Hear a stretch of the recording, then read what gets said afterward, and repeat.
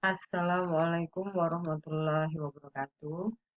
Perkenalkan nama Ibu Dwi Happy Rahmawati, biasa dipanggil Bu Happy. Di sini Ibu akan menjelaskan materi KD 3.2 tentang menerapkan storyboard dalam multimedia interaktif dan KD 4.2 menyajikan hasil pembuatan storyboard multimedia interaktif. Dasar utama yang harus dipahami untuk memudahkan dalam pembuatan multimedia interaktif yang pertama adalah flowchart. Flowchart adalah bagian atau chart yang menunjukkan aliran atau runtutan data atau flow yang terjadi dalam program secara logika. Itu namanya flowchart. Kemudian yang kedua tentang storyboard. Storyboard ini adalah sebuah dokumen yang penting dalam produksi multimedia interaktif. Jadi di sini dasar utamanya ada dua. Yang pertama adalah flowchart, yang kedua adalah storyboard. Kemudian di sini selanjutnya ada contoh rancangan multimedia berupa flowchart dan storyboard. Ini namanya flowchart. Ya, ada cover, kemudian ada kompetensi. Kompetensi ini ada SK, ada KD, ada indikator. Kemudian ada materi ajar, ada subbab. Kemudian ada latihan, ada pustaka, ada author, ada evaluasi, dan selanjutnya ada exit untuk keluar. Ini contoh rancangan multimedia berupa flowchart dan storyboard.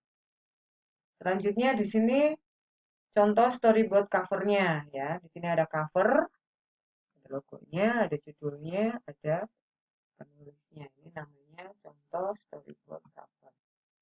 Setelah storyboard cover tadi di chartnya ada tentang kompetensi. Kompetensi ini berisi tentang standar kompetensi tadi ya. SK, kemudian ada kompetensi dasar atau KD, selanjutnya ada indikator. Ini storyboard kompetensi. Selanjutnya setelah kompetensi di sini ada storyboard materi ajar. Materi ajar ini isinya tentang materi pembelajaran. Materi pembelajaran ini harus ada animasinya, kemudian ada videonya, ada gambar animasinya. Jadi biar nanti siswanya tidak bosan ya. Jadi materi ajar itu harus ada perpaduan antara materi, gambar animasi dan video. Selanjutnya setelah ada materi sudah tersampaikan, kemudian di sini ada latihan. Latihan ini isinya tentang cover latihan. Kemudian ada soal-soalnya. Soal-soalnya juga bisa ditambahkan gambar animasi pendukungnya. Kemudian ada umpan balik. Selanjutnya di sini storyboard pustaka. Pada saat kita klik pustaka, menu pustakanya ada buku acuan, bisa ditambahkan dengan website acuannya, kemudian ada sumber gambar. Dan yang terakhir ini ada storyboard author. Author ini bisa dilengkapi dengan foto, ada namanya, kemudian ada NIP. Kalau pegawai negeri, kalau misalkan swasta menggunakan NIY, instansinya, guru mapelnya apa, alamat emailnya apa, nomor HP-nya, nanti bisa di-share. Ini contoh dari storyboard. Kemudian di sini ada struktur navigasi. Sebelum Ibu masuk ke navigasi, jenis navigasi, struktur navigasi digunakan sebagai penuntut alur sebuah aplikasi multimedia atau dapat dianalogikan sebagai diagram alur dalam perencanaan bahasa pemrograman. Jadi struktur navigasi ini berfungsi untuk menggambarkan dengan jelas hubungan dan rantai kerja seluruh elemen yang akan digunakan dalam aplikasi. Jadi yang namanya struktur navigasi ini gimana caranya si pengguna itu bisa memahami, bisa mengoperasikan dari multimedia interaktif. Di sini ada jenis navigasi multimedia interaktif. Yang pertama adalah struktur linier. Struktur linier ini adalah struktur yang paling sederhana. Biasanya di dalamnya itu mendesain aliran aplikasi multimedia. Jadi struktur linear ini adalah struktur yang paling sederhana. Contohnya kayak misalkan pada saat kita menampilkan aplikasi multimedia, misalkan dalam maju itu biasanya kita menggunakan next, kemudian mundur biasanya menggunakan kata back. Kemudian kalau misalkan mouse diklik, biasanya akan menampilkan isi informasi dari aplikasi multimedia tersebut. Ini namanya struktur linear. Kemudian selanjutnya ada yang namanya struktur hierarki. Nah, struktur hierarki ini ya seperti pohon atau tangga. Jadi ada cabang-cabangnya, di mana masing-masing objek menyediakan sebuah menu pilihan yang memiliki lebih banyak menu dengan banyak pilihan. Namanya juga struktur hierarki. Jadi seperti pohon. Pohon itu ada cabang-cabangnya. Nah, jadi kalau misalkan kayak pada saat kita klik file, file itu nanti ada cabangnya lagi. Ya, ada misalkan ada open, ada save, itu masuk ke struktur hierarki. Selanjutnya di sini ada struktur jaringan. Nah, struktur jaringan ini struktur yang lebih kompleks lagi. Ya, struktur jaringan merupakan desain yang paling kompleks dengan banyak objek dalam setiap arah pada setiap objek dalam aplikasi multimedia. Jadi kalau struktur ini biasanya lebih kompleks lagi dibanding dari struktur hierarki. Kemudian yang selanjutnya adalah struktur kombinasi. Struktur kombinasi merupakan struktur seperti gabungan antara struktur linear dengan menu di dalamnya. Tidak ada batas untuk menyediakan banyak pilihan dengan menu utama dan submenu yang ada. Jadi, kalau yang keempat ini adalah struktur yang dikombinasikan. Bisa antara struktur linear dengan hierarki. Ya, paham ya? Jadi ada 4 jenis navigasi. Yang pertama adalah struktur linear, struktur yang paling sederhana. Kemudian struktur hierarki, itu struktur yang kayak pohon, ada cabang-cabangnya.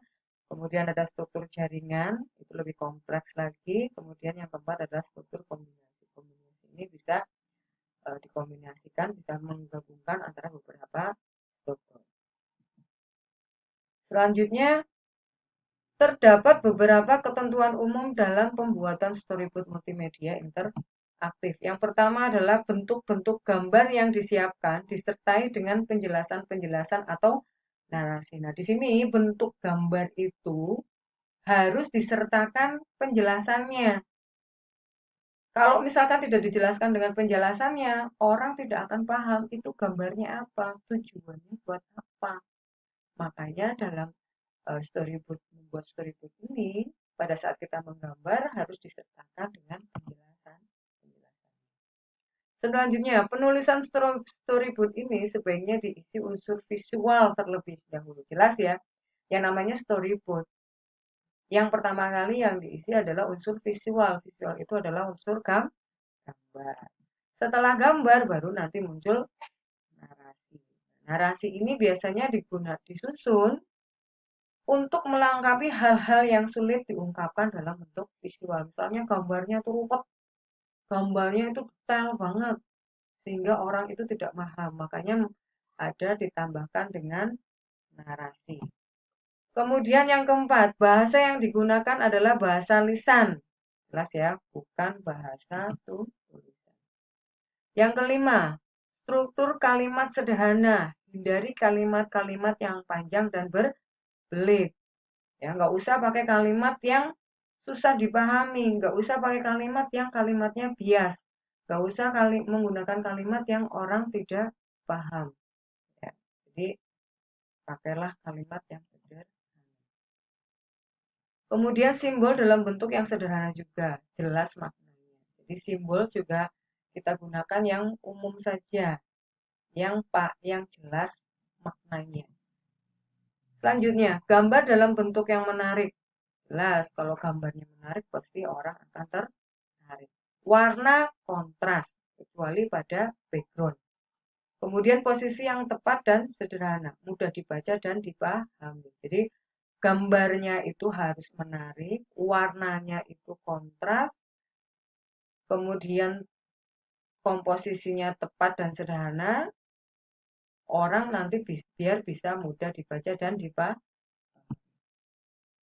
Selanjutnya yang terakhir ada informasi yang dicantumkan pada storyboard. Yang pertama adalah sketsa atau gambar layar, halaman atau frame. Jelas yang pertama adalah sketsanya atau gambarnya.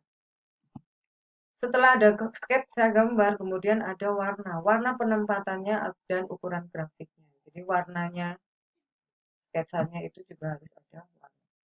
Ketiga, itu ada teks asli. Teksnya itu harus asli jika ditampilkan pada halaman atau layar. Kemudian yang keempat, setelah ada sketsa gambar, dikasih warna, ada teksnya asli. Nah, di sini ada fontnya, jenis hurufnya, ada tipe hurufnya, ada ukuran hurufnya, ada warnanya. Warnanya juga harus diselaraskan, ya harus disesuaikan. Jangan sampai backgroundnya hitam, kemudian warna hurufnya juga hitam, nanti malah nggak kelihatan. Ya. Jadi warna, ukuran, dan tipe fontnya itu harus disesuaikan. Kemudian tadi ada narasi. Setelah ada warna, kemudian ada narasi ceritanya, kemudian nanti ditambah ada animasi, video, kemudian ada audio. Nah, setelah selesai, gimana caranya storyboard itu bisa berinteraksi dengan penggunanya. Jadi gimana caranya kita membuat storyboard, itu si pengguna itu bisa berinteraksi. Selanjutnya yang terakhir adalah hal-hal yang perlu diketahui oleh staf produksi. Setelah kita selesai membuat storyboard, kita konsultasikan dengan staf produksi. Kira-kira storyboard yang kita buat itu sudah sesuai atau belum? Tidak, apakah ada yang harus dikurangi, ataukah apakah ada yang harus ditambahkan? Nah, kita konsultasikan dengan staf produksi. Jelas ya? Jadi ini materinya Ibu sudah terangkan. Ibu cukupkan sekian, jangan lupa. Nanti materinya kalian tulis di buku, ya. Kemudian semuanya ditulis beserta tadi yang Ibu jelaskan. Tadi ada poin-poin tertentu yang tidak ada tulisannya, kalian tetap ditulis sesuai dengan penjelasan yang Ibu jelaskan. Ibu cukupkan sekian materinya. Assalamualaikum warahmatullahi wabarakatuh.